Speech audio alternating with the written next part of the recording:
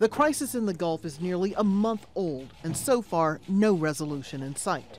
The Qatari foreign minister, Mohammed bin Abdulrahman Thani, told reporters that Doha is willing to negotiate, but not at any cost. Everything should be based on a proper process and proper framework and agreed principles among the parties.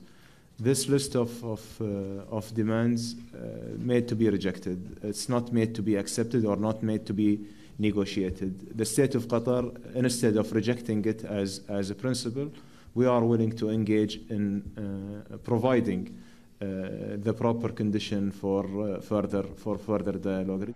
Saudi Arabia, the United Arab Emirates, Bahrain, and Egypt cut diplomatic ties and imposed a trade and travel blockade on June 5th, accusing Qatar of supporting extremism and of having too close ties with Iran.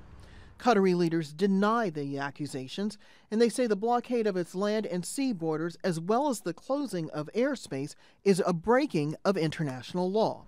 They have now hired a Swiss law firm to investigate what they call human rights violations related to the blockade. 2 weeks after the crisis began, a list of 13 demands was revealed. It included closing the Al Jazeera media network, shuttering a Turkish military base in Qatar, and paying compensation. While Kuwait has been mediating the crisis, the Turkish president has been on the phone with U.S. and Qatari officials. There are some signs of a possible breakthrough in the Gulf crisis. This is the impression we have after the President's conversation with Mr. President Trump and the declarations of European leaders, as well as the efforts of the Emir of Kuwait. When we combine these efforts together, we see that it is necessary to continue our efforts to take positive steps in the right direction. Meantime, both the Qatar government and Al Jazeera officials reject the calls to close the network. Al Jazeera English is recognized as a established player in the international news and current affairs market. So we stand strong, and we will continue to do what we do, which is reporting the world frankly and fairly. Saudi Arabia's foreign minister said on Saturday the demands are non-negotiable. However, the Russian President Vladimir Putin spoke with both the Emir of Qatar and the King of Bahrain.